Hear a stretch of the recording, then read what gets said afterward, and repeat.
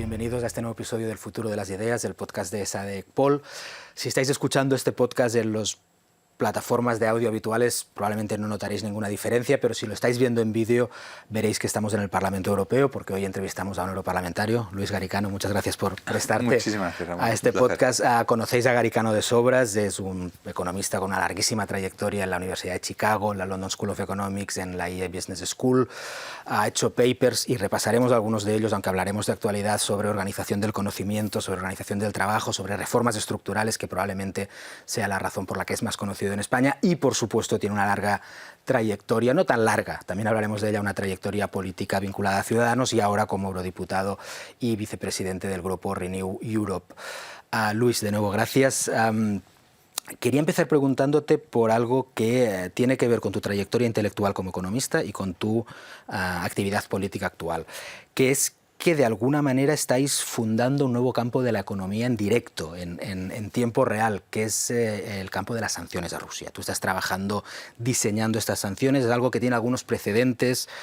Hubo sanciones a Irán, hubo algún otro precedente, pero en realidad, como economista, más allá de la indignación moral por lo que está sucediendo en Ucrania, la invasión rusa, cuéntame cómo estás pensando en las sanciones, cómo estáis trabajando en el Parlamento Europeo esas sanciones. Sí, estamos desde 1 o 2 días después de que empezara la guerra pensando en cómo cortar el flujo de dinero a Putin. Realmente la economía rusa es 33 veces más pequeña que las economías occidentales a las que se enfrenta.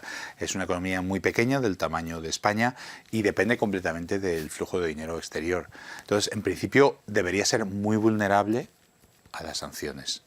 Y realmente desde el principio hemos visto que había varios componentes de vulnerabilidad que deberíamos explotar. El primero, no hay ningún país en el que tan pocas personas controlen tantísima riqueza y la tengan toda fuera del país, lo que se llama offshore, ¿no? Lo tienen en paraísos fiscales, en países europeos, en forma de propiedad inmobiliaria, etc.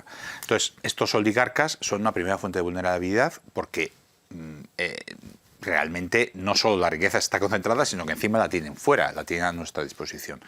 Yo creo que aquí, en este tema, hemos trabajado mucho, hemos hablado con muchísimos expertos, no solo de cómo se congela el dinero, sino de cómo se puede confiscar para poderlo usar por los ucranianos.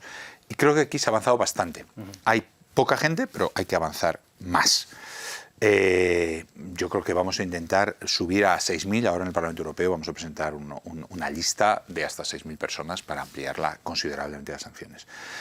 Una segunda fuente de vulnerabilidad es la energía. La energía y su conexión con el sistema financiero, que es la tercera. La energía realmente es una fuente principal o la única de financiación de Rusia. Básicamente su balance por cuenta corriente, como decía John McCain muy gráficamente, Rusia es una gasolinera con armas misiles nucleares. Y entonces, oye, pues si puedes cortar esas compras de petróleo y de gas, pues básicamente les puedes dejar sin forma de pagar los salarios, las pensiones, las armas que necesitan para mantener su estado en marcha. Eso, claro, es complicado porque también nosotros tenemos esa vulnerabilidad, es bilateral, nosotros dependemos de esa energía, pero creo que el daño que les podemos hacer a ellos es muy superior al que nos pueden hacer ellos a nosotros. Y una tercera, y si quieres luego entramos en la energía más a fondo si es interesante, y una tercera es el sistema financiero.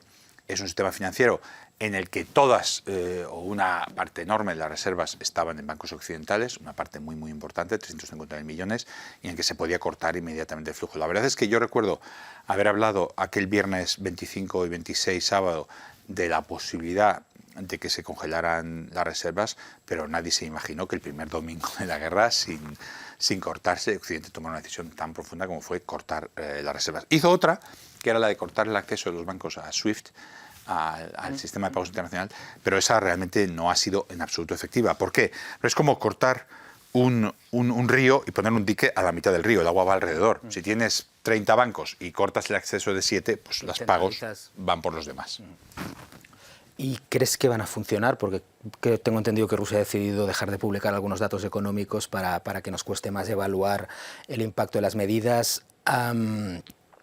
son novedosas, como digo. Rusia, incluso el gobierno ruso habló de denunciar la congelación de los activos en los bancos centrales. Lo que pasa es que nunca supimos a qué jurisdicción puedes denunciar algo así, ¿no? Sí. ¿Tú crees que van a ser efectivas? Hay denuncias, han puesto denuncias en los diferentes países, efectivamente. Lo de las reservas ha funcionado. Lo que pasa es que, claro, ¿cuál es el problema?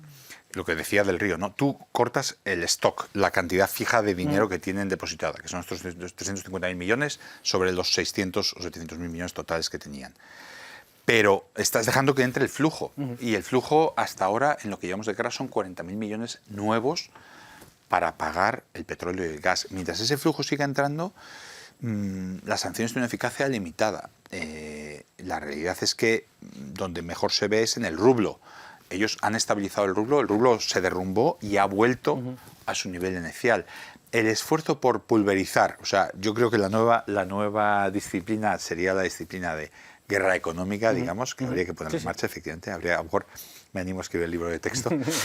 La disciplina esta de guerra económica, realmente nuestro esfuerzo por pulverizar su sistema financiero hubiera pasado por pánico bancario inmediato, la gente retirando el dinero, nada de liquidez para pagar los salarios y el Estado ruso entrando en una hiperinflación inmediatamente. Eso hubiera sido posible.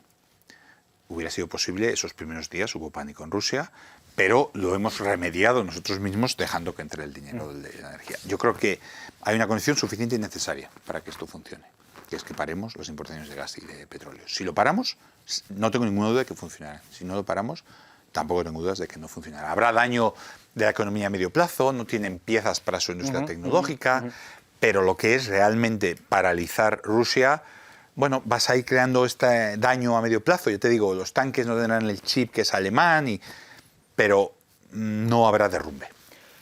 ¿Y crees que primero encontraremos el consenso político en Europa para desconectarnos de la adicción a las materias primas rusas? Y después, ¿crees que si lográramos desconectarnos, forma parte de este proceso como de aceleración de cosas que sabíamos que teníamos que hacer, pero nos daba pereza hacer, pero la pandemia y la guerra han acelerado? Sí, es verdad. O sea, al final tenemos que ir hacia un futuro de renovables y si quitamos las energías fósiles, regímenes como el ruso o el de Arabia Saudí, pues no podrán seguir pagando los cheques, ¿no? Pero realmente no es un camino directo. Es decir, vamos a seguir haciendo lo mismo que íbamos a hacer con el Green Deal, ¿no? con la lucha contra el cambio climático. No.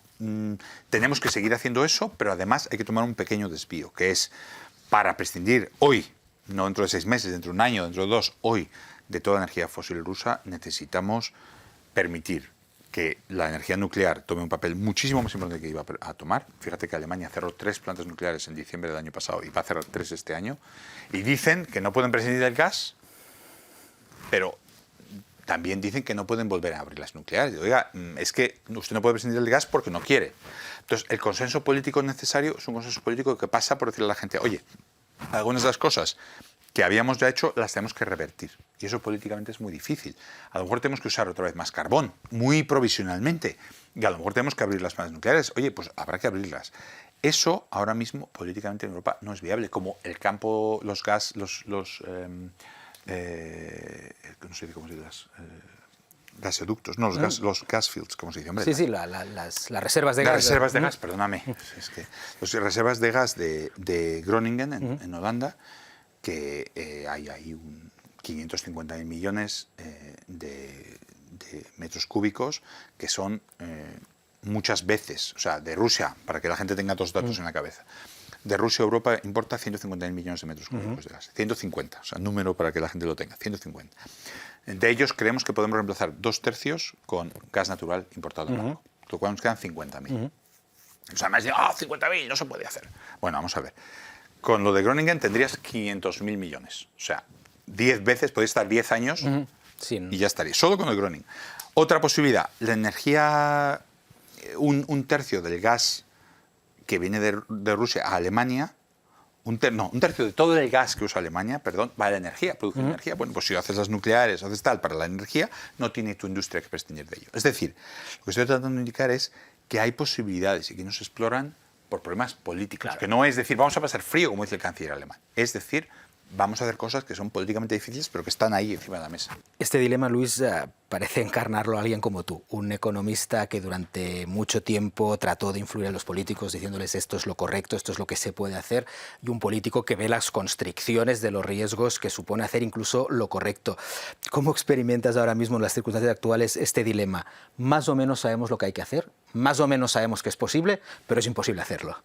Sí, bueno, como político la ventaja que tengo es que puedo participar en crear esa opinión. En las últimas semanas he tenido una conversación larga con Lindner, he comido con el ministro de Finanzas alemán, he comido con Kaag, la ministra de Finanzas holandesa, Sigrid Kaag, vicepresidenta de gobierno. Tengo la posibilidad de no ya ser el que habla por detrás, sino ser uno de los actores. Al nivel que estamos, quiero decir, obviamente si el gobierno alemán no quiere, esto no se va a hacer. Y ese es el actor verdadero de esta película. Pero bueno, los demás somos actorcitos que empujamos. Desde el Parlamento Europeo he escrito la última resolución del Parlamento Europeo, que al final se aprobó de una manera... Es muy curioso cómo funciona la política, ¿no? La prohibición de gas y petróleo, no hay forma de sacarla, no hay forma de sacarla, no hay forma de sacarla. Bueno, en cuanto la pones encima de la mesa, a ver quién se atreve a votar en contra. Y de repente descubres que el consenso político es muy amplio, que los gobiernos no se atreven, pero que los votantes lo quieren. Entonces vas creando esos consensos, vas empujando y tratas de juntar las dos cosas de las que hablas, ¿no? Lo que es políticamente posible con lo que es económicamente y desde el punto de vista de la justicia de esta guerra, etcétera, necesario. Y tratas de que esas dos cosas empiezan a confluir. La ventaja es no eres el observador, eres un poquito actor. Y eso es lo más bonito de este trabajo, claro. Déjame que hemos hablado de las sanciones y de la guerra de Ucrania y las implicaciones energéticas. Hablaremos, seguro que volverá a salir, pero déjame que me vaya hacia España.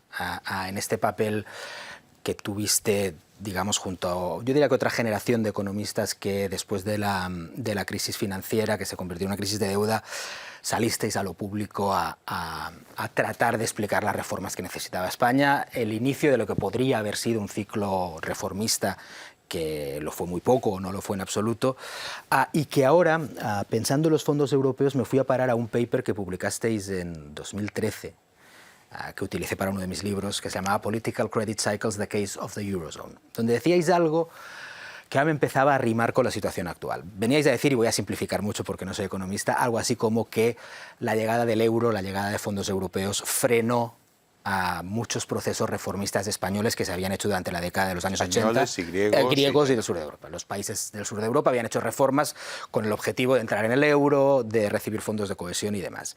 Cuando llegó la buena noticia de que había un dinero caído del cielo, estos países dejaron de hacer reformas. Y yo me preguntaba y quería preguntarte, ¿nos puede pasar lo mismo con los fondos europeos? Sí, es muy buena pregunta. O sea, has escrito perfectamente el trabajo que hicimos con Jesús Fernández y Tano Santos.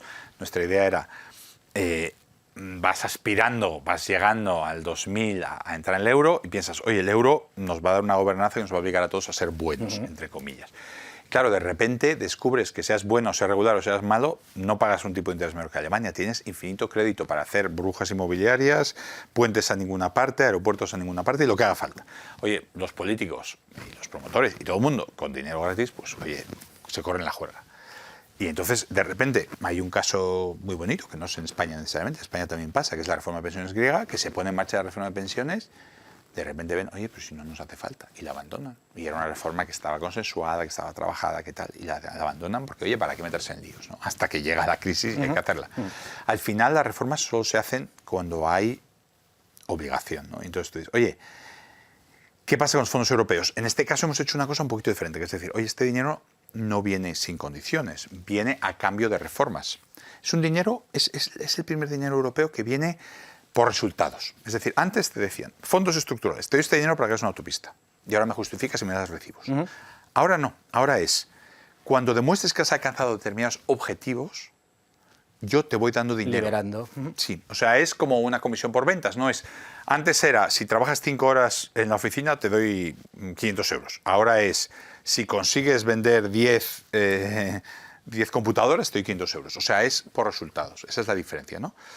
Y eso, la idea que teníamos cuando se diseñó todo esto, los que estuvimos, yo fui parte de unos colegisladores de esta legislación, es, oye, pones unas condiciones de reformas y evitas precisamente este problema que es, oye, este dinero solo viene si haces esta reforma y esta reforma.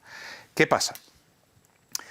Que había dos objetivos contradictorios en el diseño de los fondos. Había un objetivo, en este contexto de esta audiencia, que lo llame un objetivo keynesiano, que es, oye, Europa necesita dinero, inyección rápida para la recuperación, y viene el dinero de Europa.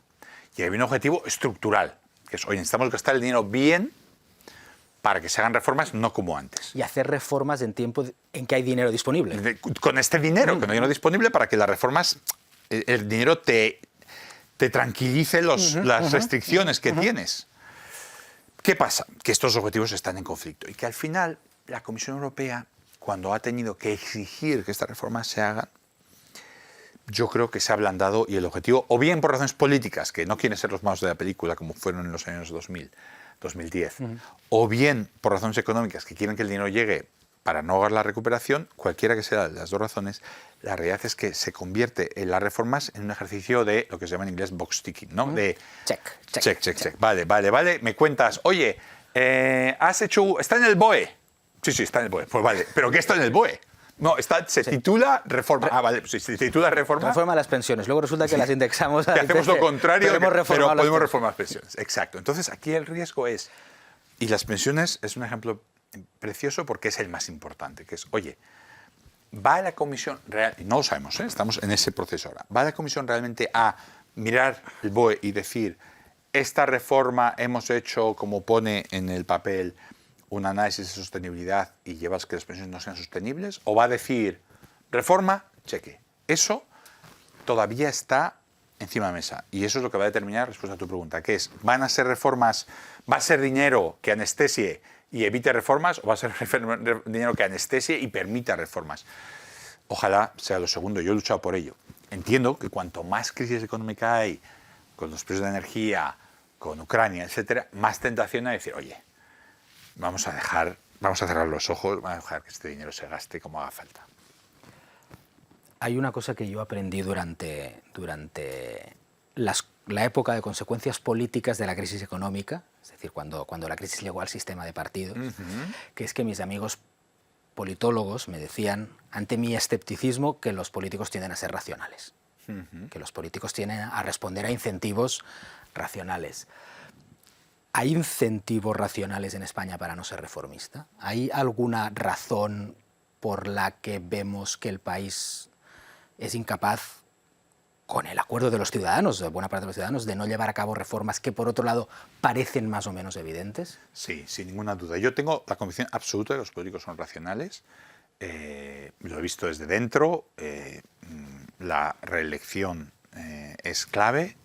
Los incentivos a 3 a 4 años son clave. Y todo lo que lleve el horizonte más allá de 4 años es difícil de hacer. Y si hablas con el alcalde de Somo, Loredo, en Cantabria, donde he estado hace unos días, oye, es un señor que lleva muchas décadas ahí, que lleva muchos años haciendo, que lo reeligen los vecinos a su trabajo, y que tiene el horizonte de, oye, vamos a hacer esto dentro de tal, vamos a hacer... A lo mejor tiene un horizonte más largo. Pero en general, los horizontes son muy cortos. Ese es un primer incentivo, lo tiene en España, lo tiene en todas partes. Oye, una reforma educativa, una reforma de las universidades que me saque a los estudiantes a la calle hoy y dentro de unos años tenga ventajas. Fíjate que el ministro de Universidades anterior, que fue un ministro Castells, malo, tenía una buena cosa en la reforma de universidades, que era que no se eligiera al rector por sufragio universal. O sea, el rector no puede debe responder a la sociedad, no a los intereses de los que él dirige. O sea, el profesor lo que quiere es que le paguen trabajando lo menos posible, que le dejen en paz. El estudiante que le aprueben y le dejen en paz. Y el PAS que le dejen en paz también. Entonces, un rector que está a sufragio universal no va a hacer reformas costosas por la universidad. No funciona así en ninguna otra parte del mundo. Y el rector y el ministro de Educación la pone esta reforma. ¿Qué pasa? Pues que te van a salir los estudiantes a la calle, vas a tener un lío y al final dices, oye, ¿cuándo me va a rendir esto? Bueno, pues cuando alguna universidad elija un rector muy bueno, poco a poco algunas universidades mejoren. Bueno, pues eso, ¿para cuándo va a ser? Pues para dentro de unos años. ¿Me sirve? No me sale. Entonces, uno es lo corto de los ciclos. En España es diferente que en otros países, quizás, porque el ciclo político ha sido muy corto. O sea, tenemos elecciones ahora andaluzas, siempre hay elecciones. Segundo, la demografía. España es un país muy envejecido y cada vez más. Yo vengo de Valladolid, en Castilla y León se ve muchísimo, toda la gente que vaya por la cornisa noroeste española, todo el cuadrante noroeste español lo ve a simple vista. Ciudades como León, como Oviedo, etc. Y un país envejecido es un país que no piensa a largo plazo, también tiene el horizonte más corto. O sea, si estás a punto de recibir tu pensión, lo que quieres es que tu pensión venga lo antes posible y que sea lo más alta posible. Si te dicen, bueno, esto mejorará las cosas en 2 décadas y tal, bueno, 2 décadas ya veremos, eso ya me pilla muy lejos.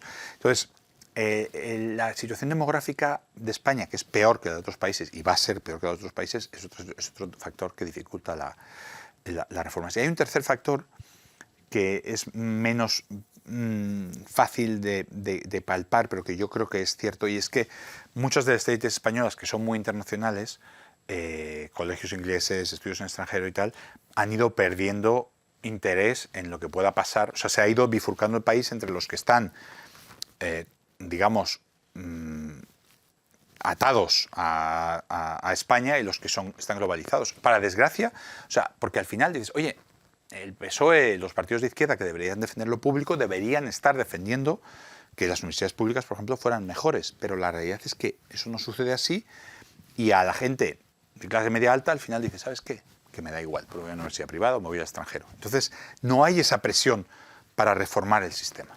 ¿Crees que parte de eso es que las élites están, déjame decir una palabra que en otro contexto se interpreta de manera, se están independizando? O sea, esa acusación populista de que las élites están al margen del pueblo, están al margen de las preocupaciones generales, ¿crees que se está produciendo algo parecido? Sí, o sea, no es tanto que estén al margen del pueblo, es que Europa, la globalización, el euro, les da opciones fuera. Y lo ves en todo, quizás menos en sanidad, pero definitivamente en educación, tanto con las universidades privadas como las universidades internacionales. Oye, si a una persona que es abogado, que su hijo pues es buen estudiante y tal, le dices, oye, quito la universidad privada y no tienes la opción y tienes que ir a una universidad que esta persona piensa que no es buena para su hijo, pues lo llevará al extranjero. O sea, al final, un mundo globalizado da esas opciones. Y es verdad que tiene esta dicotomía que hemos visto en las recientes elecciones francesas tan clara, la hemos visto con el Brexit, la vemos con Trump, entre los ciudadanos que pueden estar en cualquier parte y los ciudadanos, la dicotomía, perdón, puedo usar la palabra inglesa, citizens of anywhere, citizens of somewhere, ¿no? Los ciudadanos que son de un sitio y los ciudadanos que son de cualquier sitio. Esa dicotomía está en España y está en todas partes. Hay algo en Bruselas que creo que se percibe de una manera más cruda quizá en otros sitios, pero que probablemente, yo lo interpreto a veces como uno de los rasgos principales de nuestra política y de nuestra economía. Por un lado, estamos hablando 2 días después de que Macron ganara las elecciones presidenciales, pero en el que Le Pen tuviera un resultado mejor que nunca en su historia.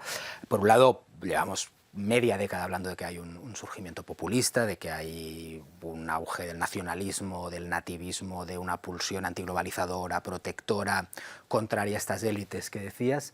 Y por el otro lado, por eso digo que en Bruselas se percibe particularmente una gran necesidad de tecnocracia para solucionar problemas técnicamente enormemente complejos. Las sanciones, los fondos europeos, la transición ecológica.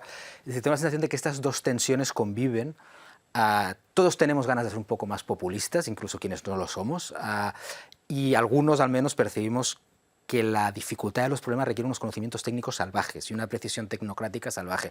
¿Cómo vives esto desde el Parlamento o desde tu propia trayectoria? Yo tengo definitivamente, si erro en algún lado, es el lado de la tecnocracia. O sea, yo también, pero entiéndeme, quiero decir. Lo entiendo perfectamente. Yo te diría, déjame que haga una primera aproximación que tiene que ver más con el horizonte temporal, ¿no? Que es que los problemas que estás describiendo son problemas que tienen consecuencias a mucho más largo plazo. El problema demográfico, el problema de cambio climático, cómo gestionamos la tecnología, etcétera, son problemas que son con consecuencias a muy largo plazo, con lo cual son más difíciles de explicar, porque, oye, el cambio climático, oye, pero mañana hace frío. No, sí, pero es dentro de 20 años. Oye, dentro de 20 años ya veremos. Esa es una primera aproximación, y hay una segunda aproximación que tienes razón. No solo son horizontes más largos que incrementan la incertidumbre, sino que son problemas más complejos. No hay duda. Son problemas que requieren legislaciones muy complicadas, muy difíciles de explicar, y al final la diferencia entre lo que discutimos cuando tenemos una campaña electoral y lo que tenemos que legislar se va agrandando, ¿no? Las dos legislaciones más importantes que estamos pasando estos días son la Ley de Mercados Digitales y la Ley de Servicios Digitales, que tiene una importancia muy grande para cómo va a funcionar el Twitter de la gente y el Facebook, etcétera. Son legislaciones que tenemos semanas de discusiones y meses de discusiones complejísimas y que luego cuando quieres tratar de traducir y explicar a la gente lo que quieren decir son muy difíciles, ¿no? Entonces, de acuerdo contigo completamente en que a la vez que hay demanda de simplificación hay más complejidad. En Bruselas es un mundo curioso, porque estás aislado bastante de la pulsión populista, porque no hay tanta presión de medios, y entonces hay esta dicotomía que es, yo diría, si me permites una expresión, ahora no soy capaz de citarla, tú la puedes buscar o la podemos buscar luego, ¿no? Que es, las capitales nacionales son politics without policy. Las capitales nacionales se han convertido en pura política, teatro, discusión, grandes gritos sobre cosas que son triviales, que hacen... Y Bruselas es policy without politics. Aquí estamos haciendo toda la tecnocracia y no hay ese momento en que uno se levanta y dice estos socialistas son lo peor y tal, porque con los socialistas estás hablando todos los días.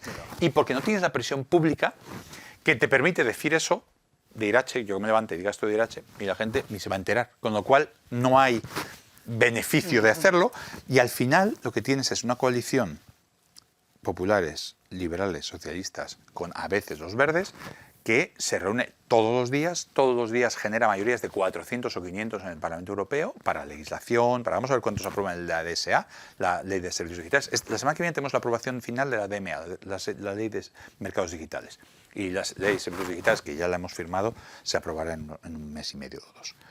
Son mayorías enormes. Y dirás, jolín, 27 países, 4 grupos políticos, cientos y tal, en un mundo populista, ¿cómo se consigue? En parte porque todo este proceso está muy aislado de lo que sucede en las capitales nacionales. Esto es algo un poco extraordinario, ¿no? Que es, oye, en capitales nacionales estamos haciendo este teatro y estas luchas políticas por todo alto sobre una cosa trivial que no sirve para nada, y en Bruselas estamos haciendo toda esta legislación aislada de toda esa presión política. Pero bueno, esa ha sido la forma de resolver la dicotomía de la que hablas, ¿no? Tú tenías uno de tus libros, digamos, más para el público general, hablabas de la sensación de asedio del liberalismo, ¿no? La sensación de que quizás que nos habíamos acostumbrado mucho a ganar y de repente empezar a perder te causa una sensación extraña, pero llevamos, al menos desde Trump, Brexit, sino antes, con la sensación esta que decía el poeta irlandés Yeats, the center cannot hold. Sí, el centro no puede sostenerse. ¿Se está sosteniendo? Se está sosteniendo a trancas y barrancas, ¿no? Hemos tenido Trump, hemos sobrevivido, podríamos sobrevivir a otro Trump, ya empezaría a ser más dudoso, ¿no? Se está sosteniendo a trancas y barrancas. Yo creo que ha habido un momento que tú has vivido mucho menos por tu edad, eres 10 años más joven que yo creo, que fue los años 90, en el que realmente ahí sí que íbamos ganando, quiero decir, el consenso de Washington, democracia, liberalismo, capitalismo. Tercera vía. Tercera vía, con, o sea, un capitalismo que tiene corazón, que ayuda y tal. Pues iba desde Clinton, o sea, la izquierda, la derecha, el centro, todos. Schroeder, Blair, Felipe González, está todo el mundo en el mismo sitio, fueran o más a la derecha o más a la izquierda, también los líderes más Major o en el Reino Unido, etc. Luego viene, efectivamente, 2001, las Torres Gemelas con la vuelta de las civilizaciones, los ataques y las guerras en Afganistán y Irak, viene la crisis financiera de 2008, viene la crisis del euro de 2012 y realmente la sensación que muchos ciudadanos tienen es, oye, nos han engañado. China no va a ser más democrática y se está dedicando a robarnos la cartera, con la propiedad intelectual sobre todo. Los bancos lo rescatan, a los ciudadanos no lo rescatan.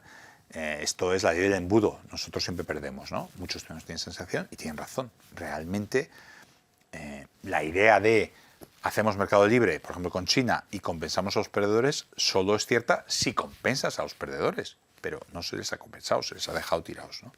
Entonces, esa es un poco la respuesta que da mi libro, El contraataque liberal, ¿no? Que es decir, oye, yo creo que estas ideas siguen siendo la fuente de prosperidad. Democracia liberal y mercado. Pero nos hemos olvidado de una clave, que es, oye, si vas generando más riqueza, tienes que asegurarse que esta riqueza les llega a todo el mundo. No se la quedan Jeff Bezos y Elon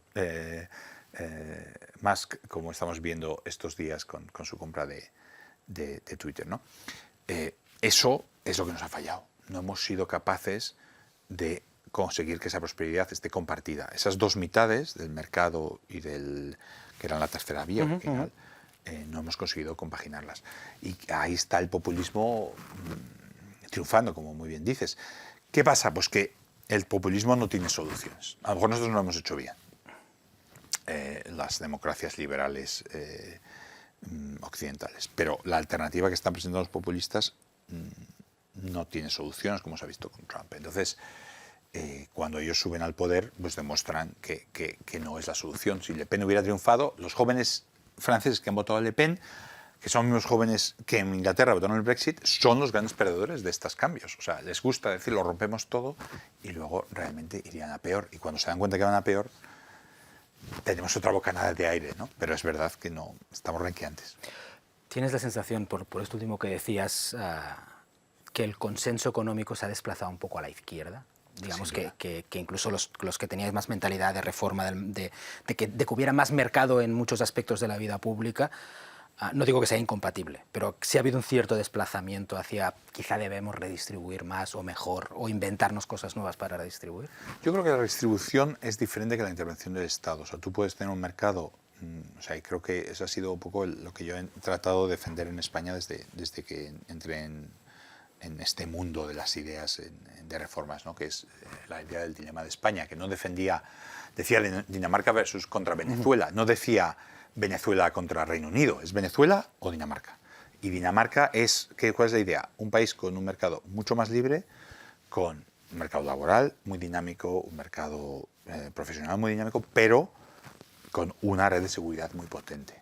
Entonces, yo creo que la solución, y lo que yo defino en el contraataque liberal y en el resto de las cosas que he escrito y que he perseguido todos estos años, es vamos a intentar no tirar al bebé con el agua del baño, como dicen los americanos. Es decir, vamos a tener que redistribuir más y mejor, pero vamos a tener un mercado potente. Y yo creo que también hay una idea muy importante que nos ayuda a reconciliar estos problemas, que han defendido mucho Luigi Zingales y Raghu Rajan, dos colegas míos en Chicago, que es la idea de diferenciar ser pro mercado y pro empresa. Hay que ser pro mercado, somos pro mercados como liberales, se trata de que se pueda competir, que haya reglas, etc. No es pro gran empresa, que las empresas hagan lo que les dé la gana, y esa distinción a veces se pierde, ¿no? En tu último libro también abordabas el tema tecnológico. Quería preguntarte varias cosas sobre eso. Ahora comentabas también que están elaborando leyes importantes en el campo de la tecnología. Por engancharlo con lo último que decías, ¿es una posición liberal tratar de deshacer monopolios? ¿Deberíamos seriamente empezar a deshacer monopolios? Yo creo que sin duda. O sea, la posición liberal es asegurar que el mercado sirve a los ciudadanos. Y la posición liberal es reconocer que el mercado solo, de por sí, no favorece a los ciudadanos. Y recordemos que Adam Smith, que es el padre de todas estas ideas, decía es raro que se junten una serie de personas en el mismo área de negocios y la conversación no sea una conspiración, no termine degenerando a cómo nos repartimos esto, el pastel. Tiene todo el sentido, porque competir reduce precios y genera más bienestar para los demás, no para las empresas, con lo cual ellos preferirían no tener que competir, si pudieran.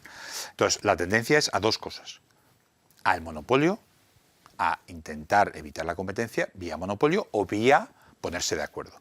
Y por eso hay legislación antitrust, procompetitiva, legislación de competencia en Estados Unidos, la Sherman Act, y en Europa, en los tratados directamente, que dice que las dos cosas, el abuso de posición dominante por parte de un monopolio y las conversaciones para fijar precios o cantidades, están prohibidas. Entonces, hay toda una herramienta pro mercado que trata de ser la policía que obliga a que las cosas funcionen, que la competencia exista, que haya un terreno de juego igual para todos, que no haya capitalismo de amiguetes en el que está bien conectado es favorecido, etcétera, etcétera. Eso es necesario y lo ha sido siempre. ¿Cuál es la diferencia ahora? Que con las economías de redes, con estas situaciones en las que todos quieren estar en la red en la que sus amigos están, Twitter, Facebook, etcétera, las barreras de entrada son muy grandes y el poder monopolístico mucho mayor. Ejemplo: oye, si no te gusta que Elon Musk esté en Twitter, vete a otra red. Oiga, es que yo tengo 100.000 seguidores en Twitter. El coste para mí de empezar en otra red con 0 seguidores es muy alto.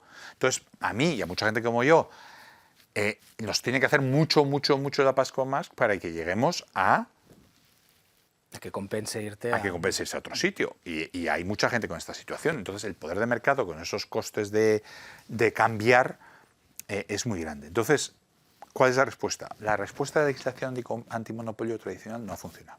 Porque además no son monopolios en el sentido tradicional, es decir, no es un abuso de posición de mercado para subir precios. No, pero sí que son. No, es verdad que no afectan al bienestar de los consumidores directamente subiendo precios, efectivamente. Pero de otra manera, claramente sí. De otra manera, ¿no? sí. Al final, como dicen en la costa oeste de Estados Unidos, si no eres el cliente, eres la mercancía, ¿no? Es decir, si no te están cobrando, te están vendiendo tus ojos a otros que son de forma de anuncios. O sea que, bueno, al final pasa de una manera similar, ¿no? Entonces, estos monopolios los hemos intentado regular por la vía tradicional. Margaret Vestager ha intentado con varios de ellos y la justicia sistemáticamente ha dicho, oye, como tú decías, tampoco se ve muy claro el abuso, déjenles en paz. Entonces, lo que hemos hecho ha sido pasar esta nueva legislación, que es la Ley de Mercados Digitales, la Digital Markets Act, que lo que hace es poner una serie de reglas que aplican a estos nuevos monopolios, a estas nuevas plataformas, y les obligan a comportarse de unas maneras concretas y a no alterar en su beneficio cosas como los resultados de las búsquedas, las cookies, etcétera, etcétera. Va a funcionar, yo creo que va a mejorar las cosas, pero efectivamente es un mundo en el que hay mucho, a priori, mucha menos competencia de la que estábamos acostumbrados. Hay otra cuestión tecnológica que también has abordado. Tú trabajaste al principio de tu carrera sobre cuestiones de organización del trabajo y de organización de la información. Creo que una de las grandes cuestiones actuales es la organización de la información y al mismo tiempo, y tú también lo has contado, las brechas que puede generar la tecnología, las brechas sociales, ¿no? Llevamos una década hablando de aumento de la desigualdad. No sé si tienes la sensación de que ahora estamos... hay un entusiasmo generalizado con los procesos de digitalización, con la utilización de fondos europeos para digitalización, pero ¿no ves riesgos económicos fuertes en la creación de brechas sociales entre, de nuevo, élites y gente menos preparada digitalmente? Sí, sin duda. Mi tesis del 98 iba sobre esto, mi artículo en el Quarterly Journal, que es una de las revistas la de más impacto en economía, se llamaba Organización y Desigualdad en una economía del conocimiento, o sea, era justo sobre esto, la diferencia entre la gente que produce y gente que trabaja en mercados de ideas y entre ellos dentro de cada uno de los dos grupos. Mi opinión al respecto es que la digitalización, lo llevamos muchos años diciendo y cada vez se está viendo más, afecta de forma muy diferenciada a los trabajos rutinarios y los no rutinarios. Los rutinarios son los trabajos, los empleos que tienen una serie de reglas muy claras por las que se ejecutan, que son repetitivas. Por ejemplo, por poner un ejemplo de un trabajo rutinario que no es el que la gente piensa a priori, hacer radiologías o hacer impuestos, pues todas las declaraciones de renta son básicamente lo mismo. Hay que poner los diferentes tipos de ingresos en diferentes cajitas. Coger una radiografía y decir, un radiólogo coge una radiografía y dice, oye, hay una manchita, voy a identificar esta manchita, es un trabajo rutinario.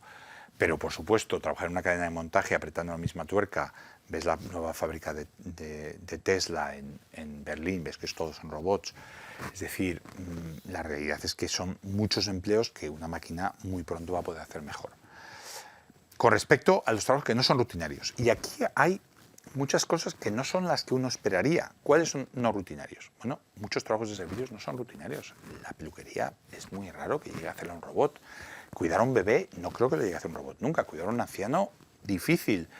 Entonces, no solo son trabajos de artistas, trabajos culturales, trabajos de directores de cine, de actores.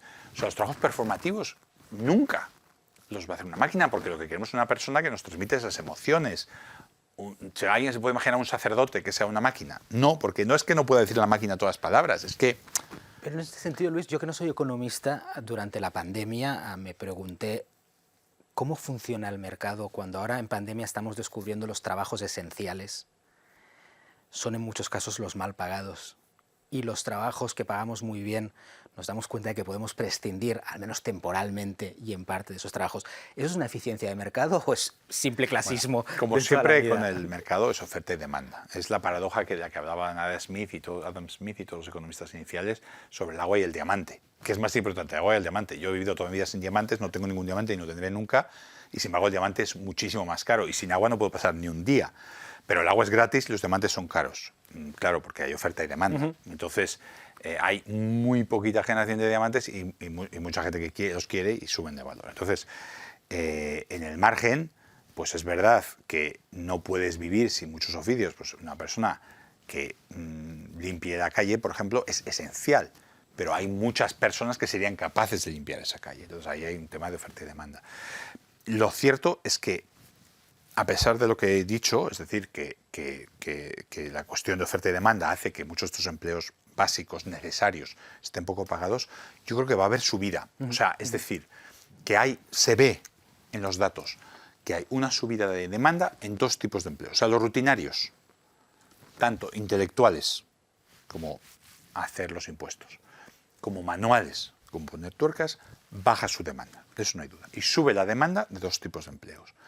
Los no rutinarios manuales, de servicios, ser camarero, ser peluquero, tatuajes, coaching, y los no rutinarios intelectuales también, el coaching de parejas, etcétera, pero también los consultores, etcétera. Todos esos suben. Entonces, son trabajos que en principio son muy básicos y trabajos que en principio son muy intelectuales, en los dos extremos.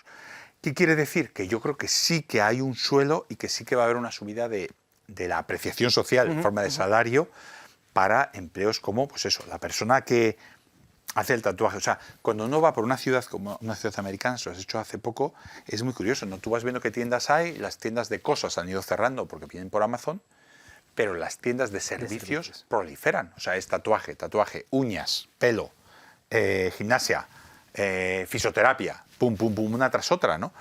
El cuidado de nuestros cuerpos y nuestros espíritus es humano, no es por máquina.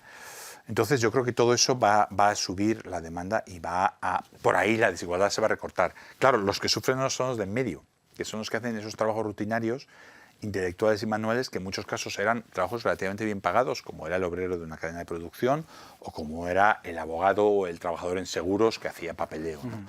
Esos son muy sustituibles por las máquinas, desaparecen y esas personas se tienen que reformar. ¿Cómo? O bien irse a los trabajos esos de los que estoy hablando, intelectuales, no rutinarios, por ejemplo. O sea, en el barrio donde viven mis hijos y mi exmujer en Holanda, es que todos los vecinos son coaches. O sea, es curiosísimo. Estás esperando el fútbol y preguntas, oye, ¿tú qué haces? No, yo soy psicólogo y yo hago terapia de parejas y yo hago terapia de empleo y yo soy abogado de relaciones laborales, hago mediación. Y entonces tienes que ir hacia allá, que eso no va a hacer nunca las máquinas porque hay que poner a dos humanos. Sí, sí. O, oye, pues yo hago fisioterapia, yo ayudo con las espaldas, con los músculos, con los cuerpos, con los espíritus, con tal. Todo eso es lo que al final las máquinas nunca lo van a hacer, ¿no? Y eso en España ha habido una reforma laboral recientemente, accidentada y demás. ¿Crees que obliga a cambiar la manera en que entendemos los mercados laborales? O sea, que nos va a obligar a reformarlos todavía más. Sí, yo creo que la reforma laboral, yo hablé a favor el día que salió, creo que fui la primera persona que escribió en el Confil el día de la reforma, la leí, la estudié y me pareció que era sensata, o por lo menos no era insensata. No era a peor, en todo caso. No era a peor. ¿No? Yo creo que no es una reforma a peor y creo que al facilitar, al favorecer aún más el contrato indefinido, va a permitir, lo hace como el contrato por defecto en muchos casos, elimina los contratos de obra, que eran algo muy, muy importante en muchos sectores, va a hacer que haya más contrato indefinido, más estabilidad, y es clave para España. La estabilidad laboral es, yo creo, o sea, hay como dos o tres cosas que son diferenciales en España, en el mercado laboral. Una es muchísimo desempleo, muchísimo incremento del desempleo cuando hay crisis, o sea, se dispara por la excesiva temporalidad. O sea, toda esa precariedad, desempleo y variabilidad del empleo que es precariedad, y muchísimo abandono escolar y baja formación. Todo eso va junto, porque claro, Cuando viene un boom, la gente deja el cole, se va a trabajar en el restaurante, en la playa, en la obra, etcétera, no termina el cole, vuelve a la escuela, ya no se reengancha. Entonces, el dar estabilidad en el empleo, el permitir que haya carreras con más largo plazo, se invierta en formación, etcétera, va a revertir en todos los demás elementos de este círculo que siempre nos ha preocupado tanto. Entonces, creo que en ese sentido puede ser un avance. Quiero preguntarte por una cosa que no sé si preocupa de manera distinta a los economistas y a los ciudadanos, que es la inflación. Mi generación no sabe muy bien cómo hablar de la inflación de una manera que no sea en abstracto, porque la verdad es que no la hemos vivido en nuestra adulta. Es algo completamente novedoso. Las conversaciones de gente de mi edad ahora van sobre algo que en realidad ha sido muy habitual históricamente, que es, pero ¿has visto cómo ha subido todo? Sí, sí, alquiler, que no pongo el alquiler, el tal, ha habido muchos, yo creo que se hablaba en la prensa anglosajona del team temporal o del team, los que creían que esto iba a ser temporal, iba a ser estructural. Lo de Ucrania no ayuda, por supuesto. ¿Cuál es tu percepción de la inflación que estamos teniendo? ¿Cuánto crees que va a durar? ¿Qué crees que deberíamos hacer al respecto? Creo que hay diferencia entre economistas y personas, no sé si era por ahí por donde ibas, en la dirección contraria a la que uno esperaría. Sí, exactamente. Que el Economist tiene un artículo esta semana haciendo un punto interesante diciendo, oye, cuando preguntamos a la gente, resulta que incluso niveles bastante reducidos de inflación preocupan muchísimo a la gente más que el crecimiento económico. A la gente la inflación la angustia mucho, incluso cuando los economistas dicen, oye, en periodos de inflación históricamente incluso relativamente acelerados no ha habido pérdidas de poder adquisitivo porque los salarios se han mantenido. Entonces, pero sí, la verdad es que a la gente la angustia mucho. Yo creo que es un fenómeno que hay que atajar y que es fundamental. Y creo que hay un riesgo de persistencia. El riesgo de persistencia viene del momento en que las expectativas cambian. O sea, la inflación nos hemos olvidado de ella, como tú muy bien decías. Entonces, si no hay inflación, si te olvidas de ella, no entran las cláusulas en los contratos, es muy difícil que se vuelva a poner en marcha. Ahora, una vez que se reactiva, entonces la gente dice, oye, me ha subido el precio, me tiene que subir el salario. Oye, suben los salarios, tenemos que subir precios. Entonces empiezas con esa espiral y luego es muy difícil de detener. Entonces, hay como efectos de primera ronda y de segunda ronda. Los efectos de primera ronda son, sube el precio de energía, suben los precios. Eso es normal, somos más pobres. Hay menos energía en el mundo, menos petróleo, menos gas comparado con lo que queremos. ¿Por qué? Pues porque los ucranianos no están produciendo, los rusos no están produciendo, todo eso. Vale. Eso es una parte. Y además vamos a dejar de comprarles, etc. Eso en sí, el año pasado sabemos que la subida de los precios del gas tuvo que ver con que Putin estaba haciendo los depósitos en Europa. Muchos nos dimos cuenta en octubre, noviembre y diciembre. Lo que pasa es que no nos imaginamos en aquel momento que iba de verdad o que iba a empezar una guerra. Esa es la primera ronda. Ahora, la cuestión que es clave para la persistencia es, vale, esto es un cambio de precios relativos, la energía cuesta más porque hay menos energía con respecto a la ropa. Vale. Ahora la cuestión es, pero ahora los salarios suben, con lo cual la ropa también tiene que subir, con lo cual toda... Eso es lo que todavía no sabemos si va a suceder. Y ahí es donde los bancos centrales tienen un papel clave, que es en parar esas expectativas y decir, nosotros vamos a actuar. ¿Por qué es difícil para los bancos centrales? Yo escribí un artículo que no sé si viste en Project Syndicate y en Vox EU el año pasado o hace 2 años, diciendo, oye, los bancos centrales tienen unos incentivos muy perversos, por 2 razones. Una, los estados están muy endeudados. El Banco Central tiene que tirar el freno y correr riesgos de que España e Italia no se puedan financiar. O va a andar con mucho cuidado al meter el freno, y si anda con mucho cuidado el freno se le puede disparar la inflación. O sea, ahí el Banco Central tiene que caminar un camino muy estrechito. Segunda, el sistema financiero. Hay muchísima deuda. Muchísima. El sistema financiero se ha acostumbrado a unas condiciones financieras facilísimas, todo era gratis, el dinero era gratis. Cuando usó dinero, desde Bitcoin hasta cualquier boada se financia por todo alto con muchísimo dinero. Entonces, si empiezas a tirar y empieza a no haber esa liquidez, se derrumba el sistema financiero, empezamos con una crisis. Entonces, los bancos centrales tienen incentivos a ir con un cuidado enorme. Y el riesgo es que si van con un cuidado enorme, se les dispara la inflación. Entonces, esos efectos de segunda ronda podrían suceder y podría dispararse la inflación. Va a depender de cómo de valientes sean los bancos centrales en un contexto que realmente... Además que supongo que muchos bancos centrales dicen, esta vez no hemos sido nosotros. Ellos no han hecho nada. Bueno, nosotros no hemos hecho nada.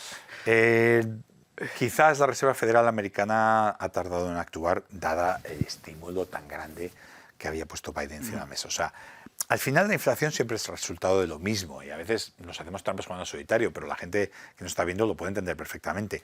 Durante el COVID, de toda la tarta que tenías, hay una parte que no has producido. O sea, la producción no ha crecido.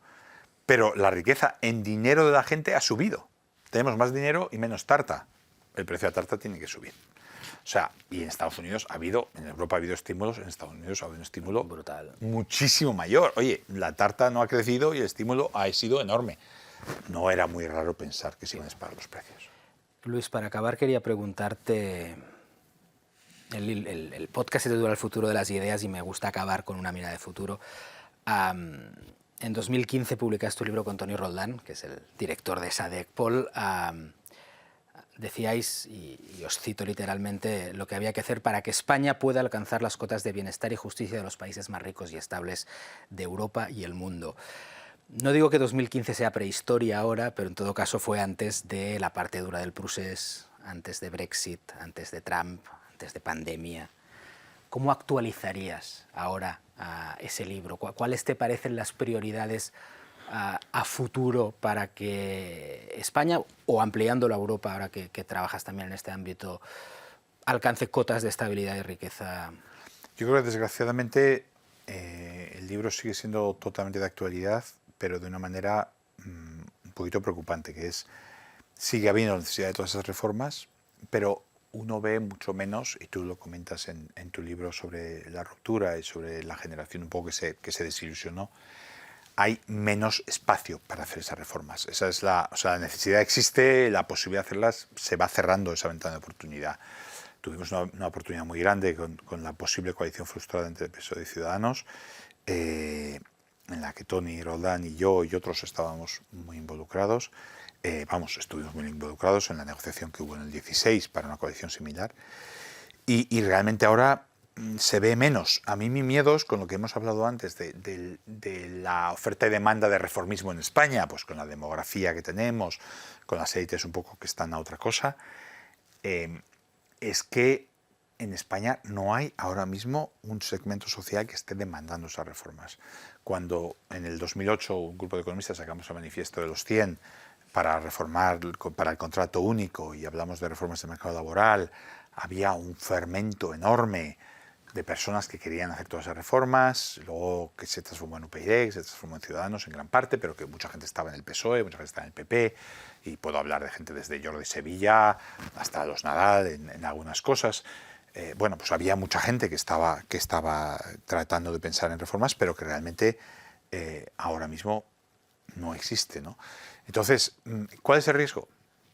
El riesgo es que llevamos desde el 2007 sin crecer. España está por debajo de donde estaba en 2007. Vamos camino de 2 décadas perdidas. Hemos tenido una década perdida, vamos camino de 2. Si el crecimiento económico no se produce, siguen subiendo las necesidades de las pensiones y nuestro estado de bienestar.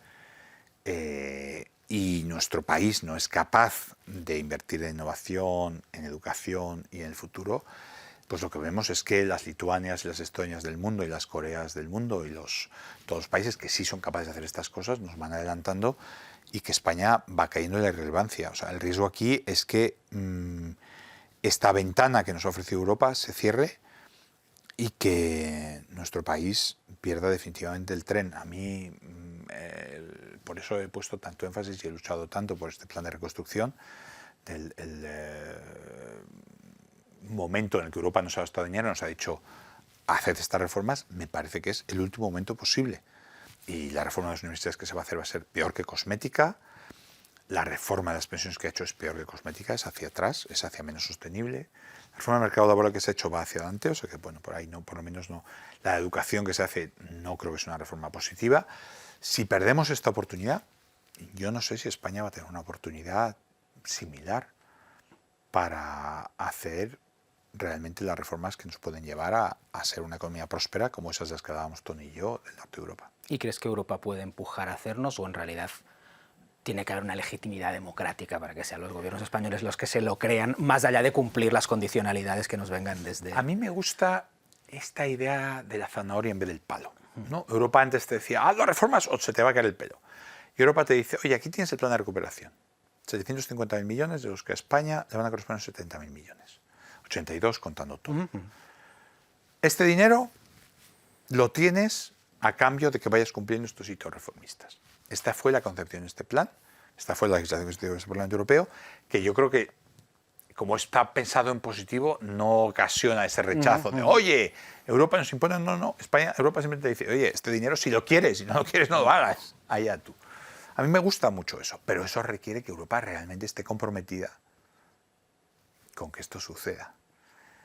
Y la Comisión von der Leyen, y sobre todo la presidenta de la Comisión, prefiere hacerse la foto y quedar guapa con Sánchez, sonriente, como nosotros somos los buenos, que sacar un poquito los dientes y decir, oiga, somos los buenos, pero hay que hacer las cosas.